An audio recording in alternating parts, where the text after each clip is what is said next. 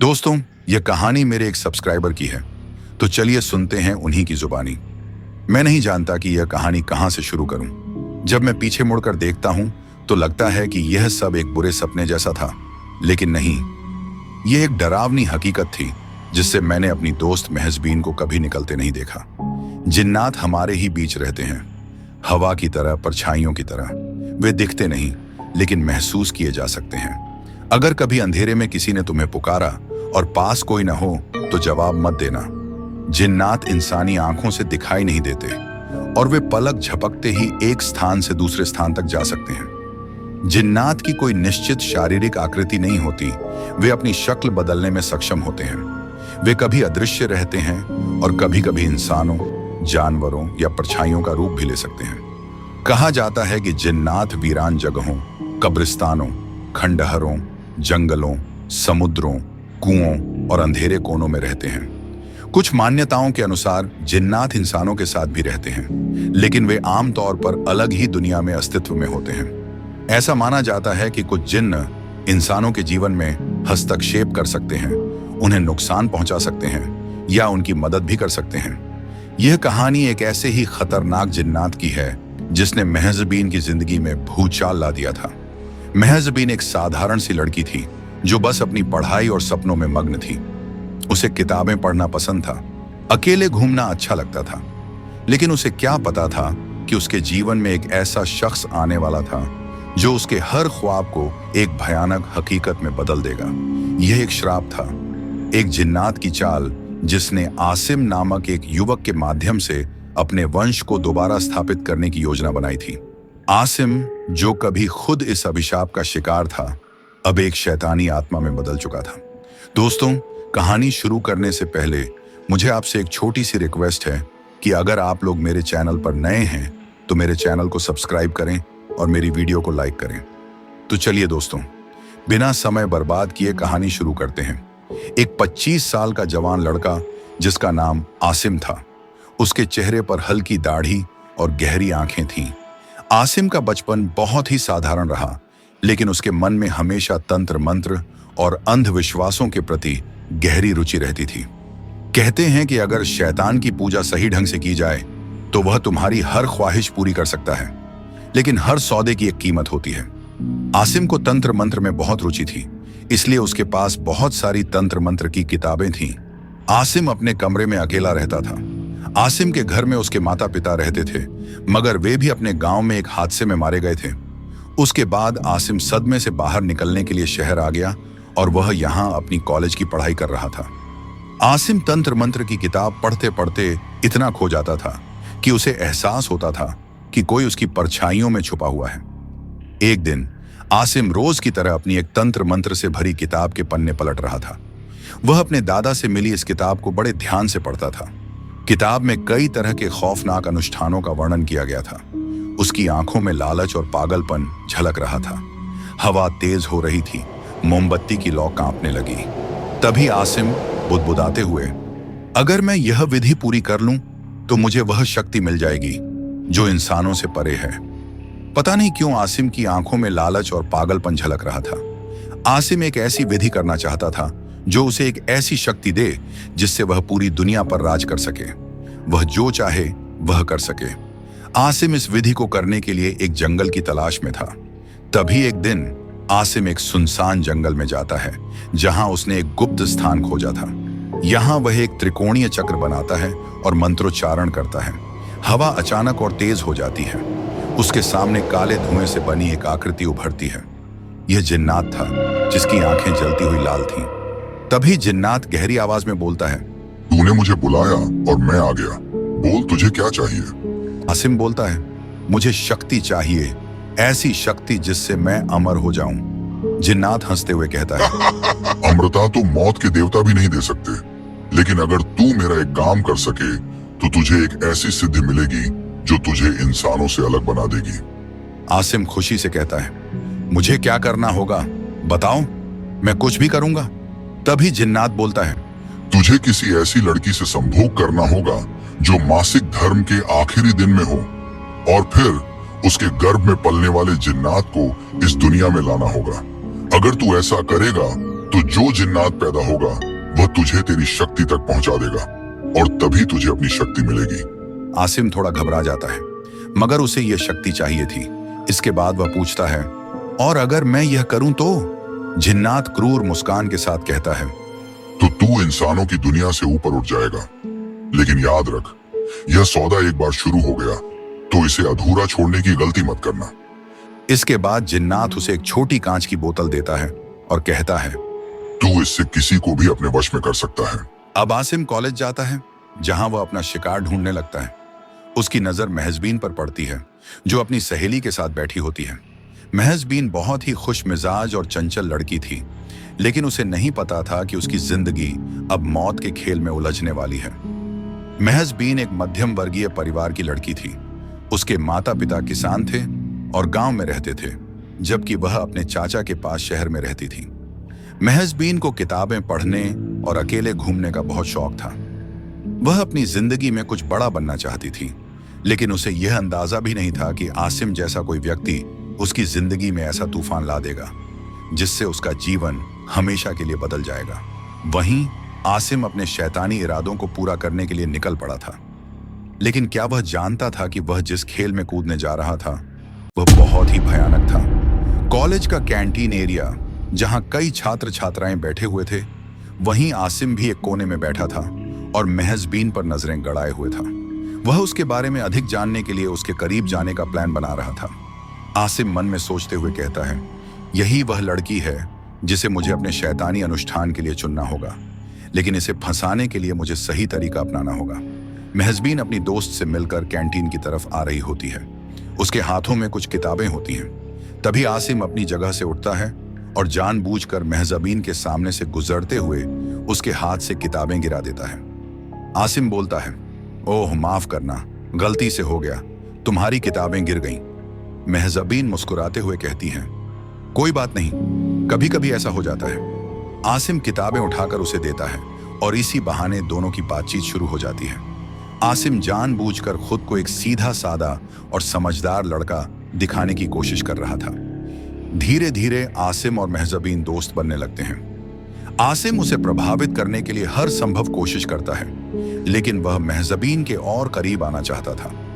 आसिम और महजबीन अक्सर साथ में लंच करने लगे। वे कॉलेज की कैंटीन में बैठकर बातें करते और साथ में कॉफी पीते थे। लेकिन जल्द ही आसिम को एहसास होता है कि महजबीन केवल एक भोली भाली लड़की नहीं है। उसे अपने जाल में फंसाना इतना आसान नहीं था। कुछ दिनों बाद आसिम देखता है कि 2-3 दिनों से महजबीन कॉलेज नहीं आ रही थी। अब वह बेचैन होने लगा था। उसे जल्द से जल्द अनुष्ठान पूरा करना था, लेकिन उसे यह भी डर था कि कहीं महजबीन को उसकी सच्चाई का पता न चल जाए। एक दिन आसिम महजबीन का हालचाल पूछने के लिए उसके घर चला जाता है और पूछता है, तुम इतने दिनों से कॉलेज क्यों नहीं आ रही, क्या हुआ? तभी महजबीन बताती है कि उसकी तबीयत कुछ दिनों से ठीक नहीं है। आसिम मन ही मन सोचता, कहीं महजबीन के मासिक धर्म तो नहीं शुरू हो गए, जिसके कारण वह इतने दिनों से कॉलेज नहीं आई। यह सोचकर उसके चेहरे पर हल्की मुस्कान आ जाती है। फिर वह हिचकिचाते हुए पूछता है, महजबीन, कहीं तुम्हें वो तो नहीं आया? महजबीन तुरंत जवाब देती है, नहीं, ऐसा कुछ नहीं, बस कुछ दिनों से सिर में बहुत दर्द हो रहा है। आसिम समझ गया कि यह सिर दर्द क्यों हो रहा है। दरअसल महजबीन की तबीयत खराब होने की असली वजह वही था। जब वे कैंटीन में कॉफी पीते थे, तब आसिम ने महजबीन की कॉफी में जिन्नात द्वारा दिया गया पानी चुपके से मिला दिया था, ताकि महजबीन धीरे धीरे उसके वश में आ सके। अब उसकी चाल काम कर रही थी, जिससे वह बहुत खुश था। आसिम महजबीन से मिलकर अपने घर लौट आता है। हाल ही में महजबीन को अजीब अजीब सपने आने लगे थे। वह सपनों में एक काली परछाई देखती, जो धीरे धीरे उसके करीब आती जा रही थी। रात को उसके कमरे की खिड़कियां अचानक अपने आप खुलने लगती थीं और उसे किसी की सांसों की आवाज महसूस होने लगी थी। महजबीन डरते हुए खुद से, यह सब मुझे क्यों महसूस हो रहा है? क्या यह सिर्फ मेरे मन का भ्रम है या फिर कोई सच में मुझे देख रहा है, मेरे बहुत करीब? उधर दूसरी तरफ आसिम अब और भी बेचैन हो गया था। उसे जल्द से जल्द अनुष्ठान पूरा करना था, लेकिन साथ ही उसे डर था कि कहीं महजबीन उसकी सच्चाई जान न जाए। आखिरकार एक दिन आसिम जंगल में जाकर फिर से जिन्नात को बुलाता है। जिन्नात प्रकट होता है और इस बार उसकी आंखों में एक अलग ही चमक थी। जिन्नात गहरी आवाज में, तू अब तक सफल क्यों नहीं हुआ? समय निकलता जा रहा है और तेरी शक्ति धीरे धीरे खत्म हो जाएगी। अगर ऐसा हुआ तो तू मुझे दोबारा नहीं बुला पाएगा। आसिम घबराते हुए, मैं कोशिश कर रहा हूं, लेकिन यह लड़की कुछ अलग है। मुझे डर है कि कहीं वह सच न जान जाए। जिन्नात क्रूर हंसी के साथ, अगर तू जल्द ही इसे अपने जाल में नहीं फंसाएगा तो मैं तुझे ही खत्म कर दूंगा। ये मेरी अंतिम चेतावनी है। आसिम अब और भी ज्यादा डर जाता है। उसे किसी भी कीमत पर इस अनुष्ठान को पूरा करना होगा। दूसरी ओर महजाबीन को अब आसिम के व्यवहार में अजीब बदलाव महसूस होने लगे थे। वह हमेशा उसे टकटकी लगाकर देखता रहता था और जब भी वह किसी और के साथ होती तो आसिम के चेहरे पर जलन साफ दिखाई देती थी। एक रात महजबीन को एक अजीब सपना आता है। वह खुद को एक अंधेरे कमरे में देखती है जहां उसे एक औरत की परछाई दिखाई देती है। वह गर्भवती थी और धीरे धीरे उसकी ओर बढ़ रही थी। महजबीन हड़बड़ाकर उठ जाती है। अब उसे यकीन हो चुका था कि कुछ न कुछ गड़बड़ जरूर है। अगले दिन वह एक मौलवी साहब से मिलने जाती है और अपने साथ हो रही अजीब घटनाओं के बारे में बताती है। मौलवी साहब गंभीर स्वर में, बेटी, तुझे कोई अपनी ओर खींच रहा है। यह बहुत ही भयानक हो सकता है। वह शख्स तेरे बहुत करीब है और किसी और के जरिए तेरे अंदर आना चाहता है। इसके बाद मौलवी साहब उसे एक ताबीज देते हैं और समझाते हैं, इसे हमेशा अपने पास रखना, यह तुझे हर मुसीबत से बचाएगा। महजबीन अब सोच में पड़ गई थी, आखिर कौन है जो मेरे साथ यह सब कर रहा है। तभी उसे महसूस हुआ कि जब से वह आसिम से मिली है तब से ही उसे कुछ अजीब लग रहा था और अब तो आसिम का रवैया पहले से भी ज्यादा अजीब हो गया था। महजबीन खुद से, मुझे यह पता लगाना होगा कि आसिम कौन है और वह मुझसे आखिर चाहता क्या है। अब महजबीन पूरी तरह से सतर्क हो गई थी। वह आसिम की हर हरकत पर नजर रखने लगी। एक दिन वह कॉलेज की लाइब्रेरी में बैठकर इंटरनेट पर आसिम के बारे में कुछ जानकारी खोजने की कोशिश कर रही थी। महजबीन बुदबुदाते हुए, कुछ तो है जो सही नहीं है। मुझे उसके अतीत के बारे में और जानने की जरूरत है। वह आसिम के सोशल मीडिया प्रोफाइल्स खंगालती है, लेकिन उसे वहां कुछ भी संदिग्ध नहीं मिलता। फिर वह आसिम के गांव के नाम को इंटरनेट पर खोजती है और एक चौंकाने वाली खबर सामने आती है। महजबीन आश्चर्यचकित होकर, यह क्या? आसिम का परिवार कुछ साल पहले एक अजीब हादसे में मारा गया था और इस घटना के पीछे किसी अज्ञात शक्ति का हाथ बताया जा रहा था। एक रहस्यमय गांव और पुरानी हवेली। इंटरनेट पर मिली जानकारी के अनुसार आसिम का परिवार एक पुराने गांव में रहता था जहां हमेशा अंधेरा छाया रहता था। उसका परिवार एक रहस्यमयी हवेली में रहता था जिसके बारे में कहा जाता था कि वहां कोई अनदेखी शक्ति बसती थी और वही शक्ति अब महजबीन के पीछे थी। आसिम बचपन में ही अपने माता पिता को खो चुका था। उसके पिता एक जाने माने मौलवी थे जिन्होंने जिन्नातों की शक्ति को वश में करने की कोशिश की थी, लेकिन इसी कारण पूरा परिवार एक भयानक शाप का शिकार हो गया। आसिम अकेला बच गया और उसने अपने पिता की किताबों से तंत्र मंत्र सीखना शुरू कर दिया। महजबीन अब पूरी तरह से आश्वस्त हो चुकी थी कि आसिम कोई सामान्य व्यक्ति नहीं है। एक रात जब आसिम लाइब्रेरी में अकेला होता है, महजबीन उस पर सवालों की बौछार कर देती है। महजबीन गंभीर स्वर में, तुम कौन हो आसिम, और सच बताओ, तुम्हारा अतीत क्या है? आसिम हैरान होकर, महजबीन, तुम ये सब क्यों पूछ रही हो? मैं बस तुम्हारा दोस्त हूं। महजबीन गुस्से से, झूठ मत बोलो, मुझे पता चला है कि तुम्हारे परिवार के साथ कुछ भयानक हुआ था। तुम मुझे सच बताओ, वरना मैं पुलिस को बता दूंगी। आसिम की आंखों में घबराहट झलकती है, लेकिन फिर वह एक गहरी सांस लेकर अपनी असली कहानी बताने का फैसला करता है। आसिम धीरे धीरे महजबीन को पूरी सच्चाई बताने लगता है। वह उसे जिन्नात के सौदे के बारे में बताता है और यह भी कि उसे एक बलि चढ़ानी होगी। आसिम गहरी आवाज में, महजबीन, मैं तुमसे झूठ नहीं बोलूंगा। मेरे पास ज्यादा समय नहीं है। जिन्नात ने मुझे चेतावनी दी है, अगर मैंने यह अनुष्ठान पूरा नहीं किया तो वह मुझे खत्म कर देगा। महजबीन सदमे में, तो तुमने मेरी दोस्ती सिर्फ इस मकसद से की थी ताकि तुम मुझे शिकार बना सको? आसिम की आंखों में पछतावा झलकता है, लेकिन वह कुछ नहीं कहता। अब महजबीन को अपनी जान की चिंता सताने लगती है। वह चुपचाप कॉलेज से बाहर निकलती है और अपने घर की ओर भागती है, लेकिन जैसे ही वह अपने अपार्टमेंट के दरवाजे तक पहुंचती है, उसे पीछे से किसी की सांसें महसूस होती हैं। महजबीन के चेहरे पर डर साफ झलकता है। अब वह जान चुकी थी कि आसिम कौन है, लेकिन अब उसके पास ज्यादा विकल्प नहीं थे। वह जानती थी कि उसे हर हाल में आसिम से बचना होगा, लेकिन तभी उसे एहसास होता है कि वह अपने मासिक धर्म के पहले दिन पर है। महजबीन अपने कमरे में अकेली बैठी थी। उसकी सांसें तेज थीं और वह अपने पेट पर हाथ रखकर बेचैनी महसूस कर रही थी। महजबीन बुदबुदाते हुए, यह सब एक इत्तेफाक नहीं हो सकता। आसिम इसी पल का इंतजार कर रहा था। मुझे कुछ करना होगा, इससे पहले कि बहुत देर हो जाए। दूसरी ओर आसिम अपने कमरे में बैठा था। उसकी आंखें अब सामान्य नहीं थीं। वह अपने हाथों को देखता है जो धीरे धीरे काले होते जा रहे थे। उसके चारों ओर अजीब अजीब आवाजें गूंज रही थीं। जिन्नात भयानक आवाज में, वक्त आ गया है आसिम, तू अब और इंतजार नहीं कर सकता। लड़की तैयार है और तेरा कार्य अधूरा नहीं रहना चाहिए। जा और इसे पूरा कर। आसिम के माथे से पसीना टपक रहा था। वह जानता था कि अब उसके पास ज्यादा विकल्प नहीं है। वह धीरे धीरे दरवाजा खोलता है और अंधेरे में महजबीन के घर की ओर बढ़ता है। महजबीन धीमे स्वर में, कौन है वहां? वह पीछे मुड़ती है और देखती है कि आसिम वहीं खड़ा है, लेकिन उसकी आंखें अब सामान्य नहीं थीं। वे काले और भयावह हो चुकी थीं, मानो उसके भीतर कोई और शक्ति जाग चुकी हो। आसिम धीमी गहरी आवाज में, अब बहुत देर हो चुकी है महजबीन, तुमने सच जानने की कोशिश की और अब तुम इससे भाग नहीं सकती। महजबीन दरवाजा खोलने की कोशिश करती है, लेकिन आसिम अपनी शक्ति का इस्तेमाल कर उसे दीवार से धक्का दे देता है। महजबीन घबराकर, आसिम तुम क्या करने जा रहे हो? प्लीज मुझे जाने दो। आसिम, यह मेरे हाथ में नहीं है महजबीन। जिन्नात अब हर चीज पर काबू पा चुका है और अगर तुमने मेरा कहा नहीं माना तो वह मुझे ही खत्म कर देगा। महजबीन के गले में मौलवी का दिया हुआ ताबीज बंधा था। शायद इसीलिए जिन्नात महजबीन को पूरी तरह वश में नहीं कर पा रहा था। महजबीन के घर पर कोई नहीं था। उसके माँ बाप शादी में गए हुए थे। महजबीन चीखती चिल्लाती है, लेकिन जिन्नात आसिम के शरीर में समा चुका था।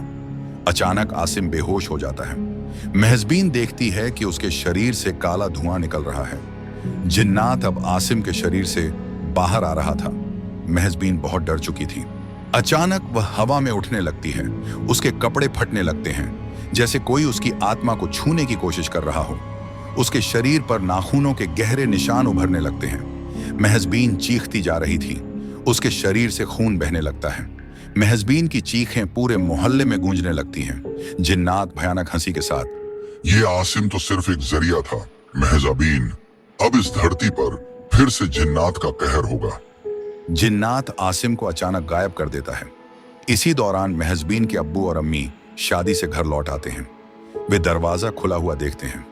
अब्बू चिल्लाते हुए, महजबीन बेटा दरवाजा खोलो, हम आ गए। लेकिन अंदर खामोशी थी। अब्बू और अम्मी धीरे धीरे कमरे में जाते हैं और जो देखते हैं उससे उनकी रूह कांप जाती है। महजबीन लहूलुहान फर्श पर पड़ी थी। उसके जिस्म पर एक भी कपड़ा नहीं था। उसके हर अंग से खून बह रहा था। अब्बू और अम्मी दहाड़ मारकर रोने लगते हैं। आखिर हमारी बेटी के साथ ये क्या हुआ? अब्बू अम्मी महजबीन को तुरंत अस्पताल ले जाते हैं। वह गंभीर हालत में थी। वे पुलिस में शिकायत दर्ज करवाते हैं, लेकिन आसिम अब तक गायब था।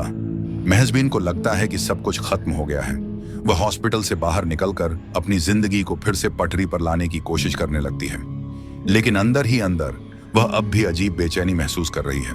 उसे ऐसा लग रहा है कि कुछ ना कुछ अभी भी बाकी है, कोई अधूरा राज जिसे वह समझ नहीं पा रही।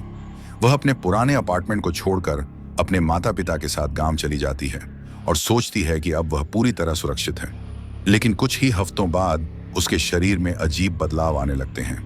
वह थकान महसूस करने लगती है, अजीब सपने आने लगते हैं और सबसे बड़ा झटका तब लगता है जब उसे एहसास होता है कि उसका मासिक धर्म रुका हुआ है। महजबीन खुद को अस्वस्थ महसूस करती है, इसीलिए वह डॉक्टर के पास जाती है।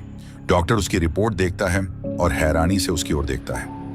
डॉक्टर, महजबीन तुम्हारी रिपोर्ट्स आ चुकी हैं, तुम गर्भवती हो।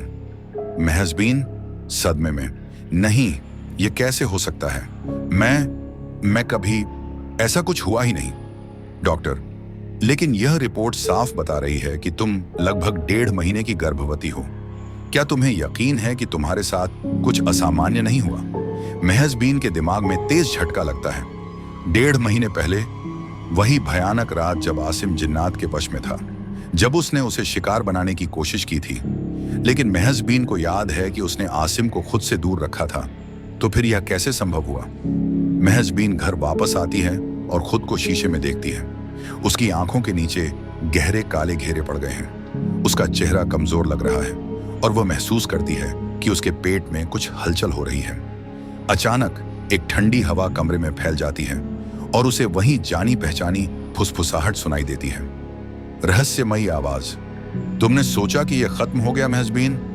नहीं, यह तो सिर्फ शुरुआत थी। महजबीन डरते हुए, नहीं, मैं इसे अपने अंदर पलने नहीं दूंगी। मैं इस अभिशाप को खत्म करूंगी। क्या महजबीन इस अभिशाप से खुद को बचा पाएगी? क्या वह इस शैतानी गर्भ से छुटकारा पा सकेगी, या फिर यह दुनिया एक नई दानवी शक्ति को जन्म देगी? दोस्तों, क्या आप इस कहानी का दूसरा भाग चाहते हैं? अगर हाँ, तो कमेंट बॉक्स में पार्ट 2 लिखें और बताएं कि आप यह कहानी कहां से सुन रहे हैं।